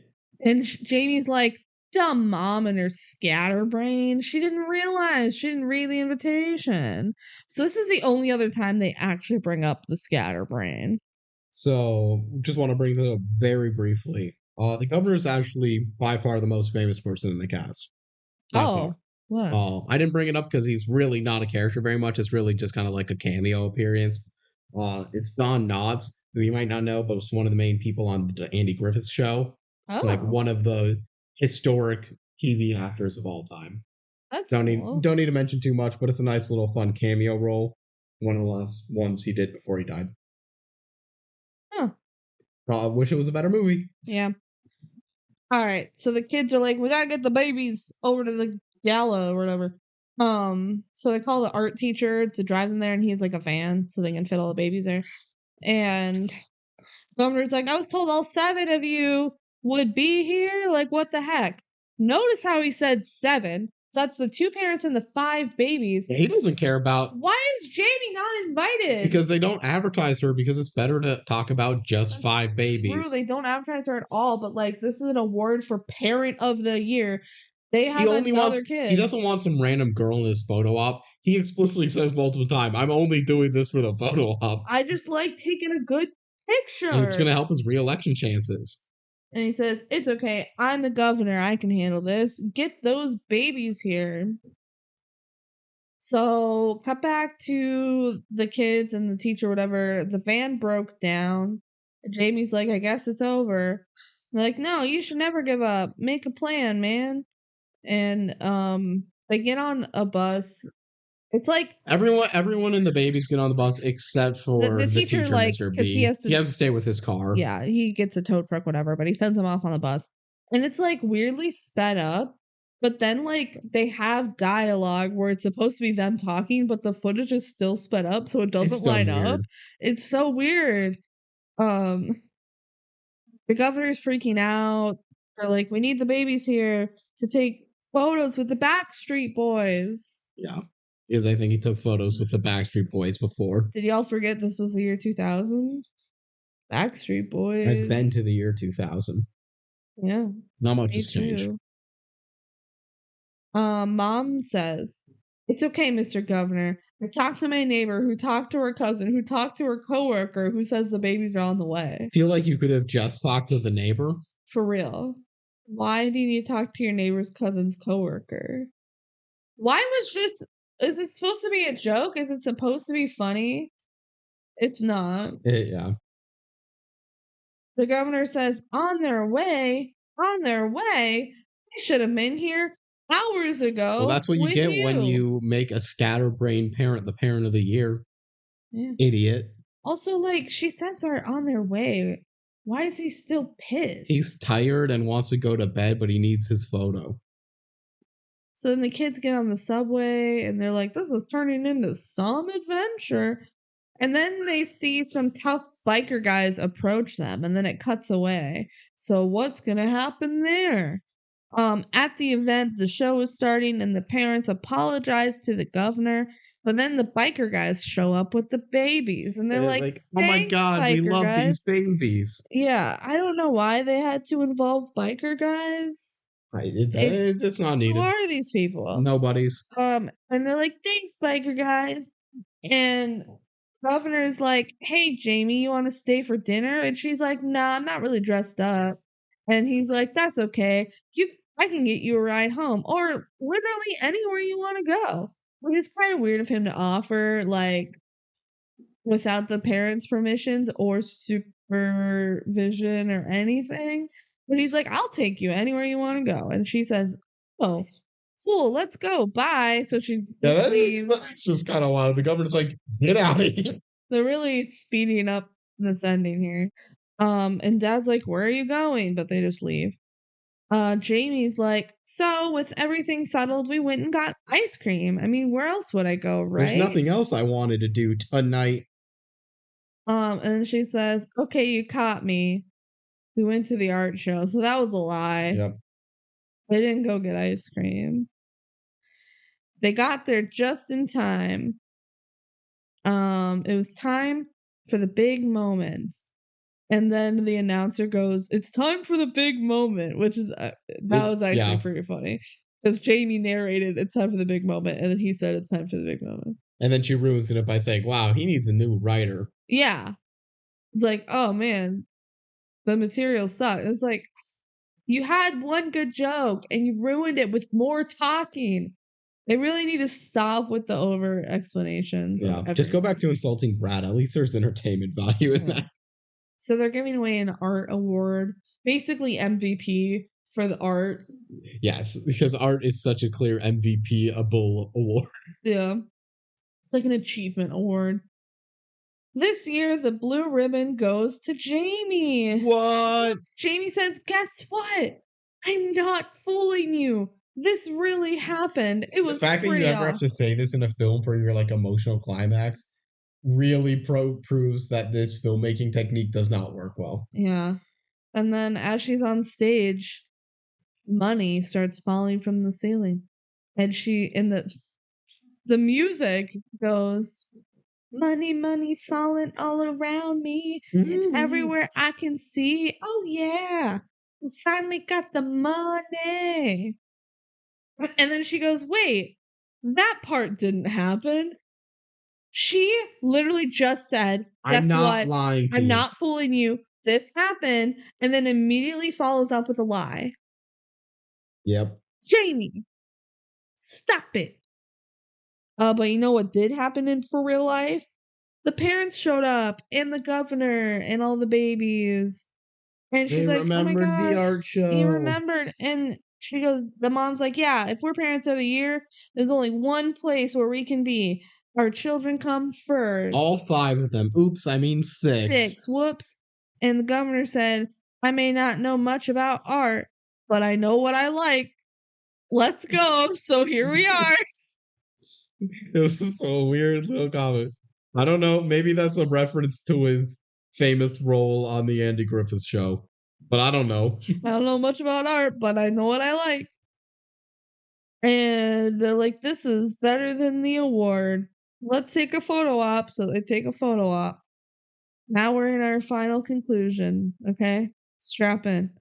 Jamie's in voiceover, like she always fucking is. She says, "I didn't." Oh, she did. Jamie says, "You know what? I did get into the magnet school. I did because my teacher wrote a letter of recommendation, but I said no thanks." Damn it. Ruins the point of the movie. Like, she did it somehow. Her grades were horrible. It's because Mr. B wrote an incredible letter of rec. That's what's said. Oh, she said no thanks. It doesn't matter anymore. Life is what you make it. So I just moved on to 9th grade. My art got better and better, and I was happy. Dad got a promotion, but he's still hitting the books. For what? We don't know. Mom still handles the Quints career, but they've scaled way back. She's like, "We make enough money to have food on the table, but like, it's not how much it was." Yeah, maybe you should have gone back to exploiting your kids. Yeah. Maybe, probably not, but and also there's one more bit of news, and then it shows that the mom is pregnant again, and she says this time it's with 7 babies. Wow. Come on, people. Haven't I taught you anything? Oh, I fell for it. And then she holds up a piece of paper that says, "Made you look." This is so made you look at what? The pregnant belly? That's what the camera was focusing on. It should have said, like, "Gotcha. Fooled ya, got ya, not made you look. What? The end. That's the movie. It's over finally. Jeez Louise. What a roller coaster. Yeah. I feel like I got all my thoughts out during that. Me too. So we don't need to discuss it too much. I do have the list of lies. How many lies were there? 14 lies. 14 lies throughout this hour and a half movie. That's almost a lie every, 10 minutes? More than that. We don't have to rank all of them. Let's just pick the best lie and the worst lie. So, best by being the funniest, most interesting, or? I don't know. The lie that you believe the most is the lie about the parents about not the parents caring. not caring about the art show. Yeah. The dumbest lie, um, having a dog that puts pressure on you because it's so unneeded. That was so unnecessary. Let's just read them out so everybody knows. These were all the lies in the movies. That her being part of the Grover family was a coincidence. The Statue of Liberty being in her town, her school being a circus. She has a dog who puts pressure on her, but mainly that she has a dog. The science fair, like having a nuclear explosion and that she won and then blew it up, that was a lie.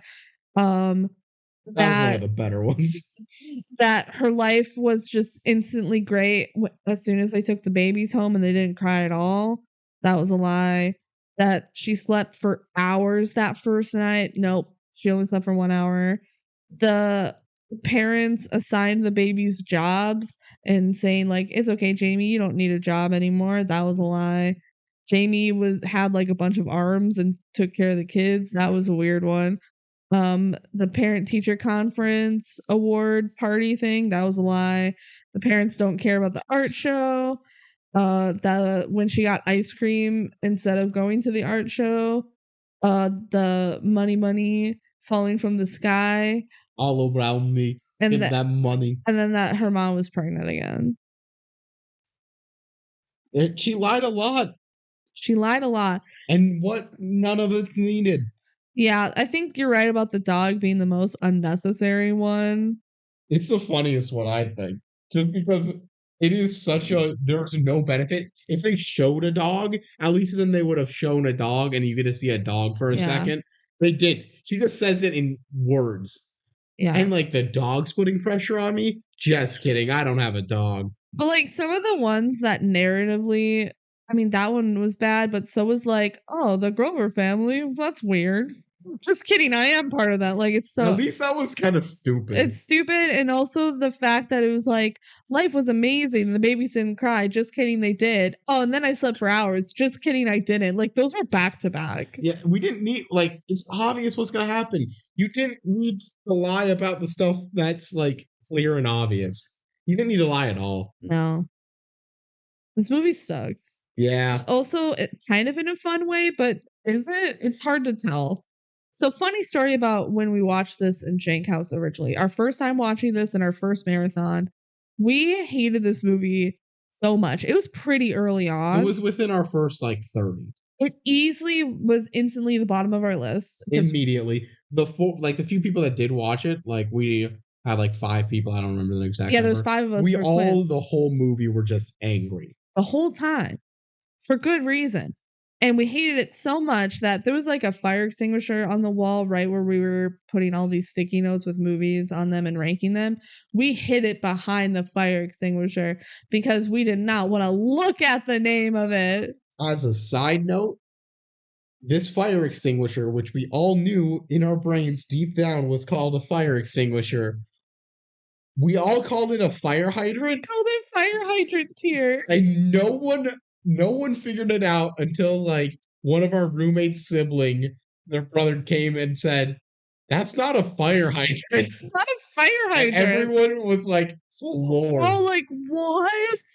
Oh my god, we're idiots! Like it was a 10-person brain fart of like, yeah, that's a fire hydrant. Duh.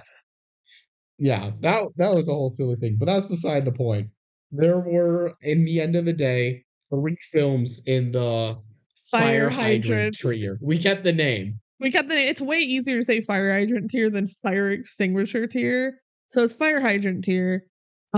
This is one of those movies. It was in the bottom 3. It is the top of those 3. Yes, in Jank House rating, this got 113 out of 115. Yeah. Kelsey and I both put this at 114. The truth is, I said it during, like, when we were talking about everything here. I hate this movie, but there's a lot to talk about. It's a one where I could see myself watching this again sometime in my life. I couldn't see that about Sweet Life movie, which is a little bit ahead of it and definitely the better movie. Yeah. In my opinion. Honestly, I'd probably watch it again over You Lucky Dog. Yeah. But that's not necessarily what the question is. No. I don't want to reward hate watching. I can reward watching for ironic enjoyment. Yeah. I don't get enjoyment out of Quints. Yeah. But it has some purpose to it. And that's why I think some of our roommates started to slowly move it up on their personal list. Mm-hmm. We were the ones keeping it brought down. Yeah. It was good to revisit it. I definitely needed to like really understand. Remember how much we despise certain aspects of it. Yeah, it's really hard to place because, like, I think the worst thing a DCOM can be is boring, and I don't think this is boring. This is not as. I think it is boring, but it's boring in the way that something like I'm going to just jump up to something that we've watched. Phantom of the Megaplex is boring. Phantom of the Megaplex is boring, more boring than this film. That's a good call. That's what we had in like our low 100s. Yeah. 103 was the Gencast rating. So not that much higher. This movie is less boring than that, and we both agree the worst thing a DCOM can be is boring. There's only one fire hydrant tier movie, though, that I would actually call boring. There's one that we think is offensive. Yeah, like, one's offensive, one's legitimately cancelable. Yeah, one's offensive, one is boring, and one is Quints. This is the only DCOM that I like have a passionate hate towards when I'm watching. You watch this movie. Yeah, I feel like the offensive one, yes. I feel that way more so. And that one is not only last in the Jank House ranking, it's last for both of us. And on our personal tier list, it should be last on everyone's list. On our personal tier list, it is last in its own tier for both of us. Yeah. Oh. I didn't even have it in F tier. It's in its own tier. Anyway, we're not talking about that movie. We're talking about Quints. I have this movie second to last. Like, that's what we're saying. It's so bad. And realistically, we're not giving it enough credit. But at the same time, I hate this movie more than I hate the other stuff around it. I think I'd probably move it up a little, but it would still be an F tier. Like, don't watch it probably unless you want to watch the dumpster fire that it is. It's just not, and it's not entertaining watch, but beyond that, it makes me mad. And it makes me feel like I wasted my time way more than if I just felt like, oh, well, wasn't entertained by that at all. This time it makes me just like, it feels like rage bait in certain ways. It's rage bait. It's like designed to make me mad. Yeah. And that's not healthy for me. No. And that's what I don't like about it. That's Quints. That's Quints. We've talked enough about it. We've waxed poetic about it for 2 hours. That should say a lot. Yeah. Thank you guys for sticking through Quints with us. Watch our TikTok, the DCOM Duo.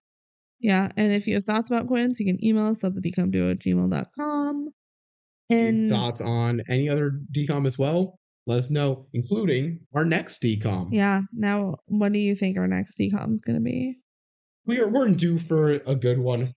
High School Musical. That'd be fun. Give us High School Musical. I was going to say Upside Down Magic. I feel like that would also be a good palate I would be happy to get some Upside Down Magic. We need a better movie for sure. Yeah. We've watched, 3 of our bottom 10 in the last 3?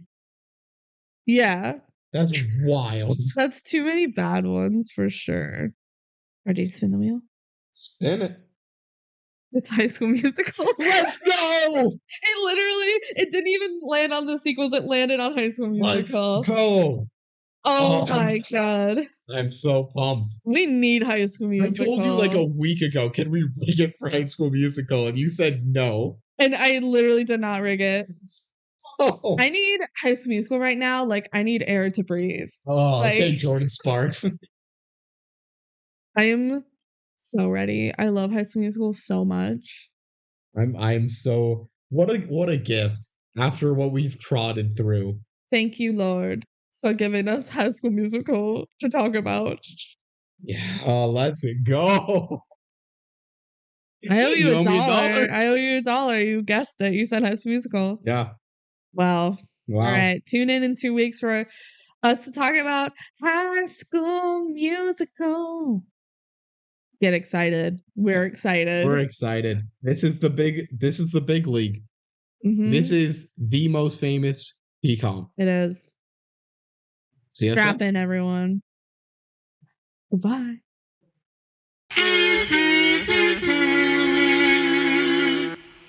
Scenes from our next episode. It's funny when you find yourself looking from the outside.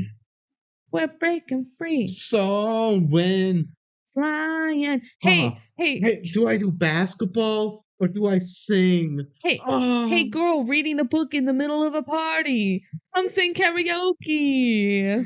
It could be the start. Happy New Year. Can I kiss? Where'd you go? Where'd you go? I'll never see her again. Gabriella. Wait, you moved to Albuquerque, New Mexico? That's wild. Let's do the musical together. Rah, rah, rah. Bob to the Wait, you like making creme brulee? Stop talking. Wait, you like the pop and lock? Stop talking. You like playing the cello? No way, you're in the sequels. He's got a ball.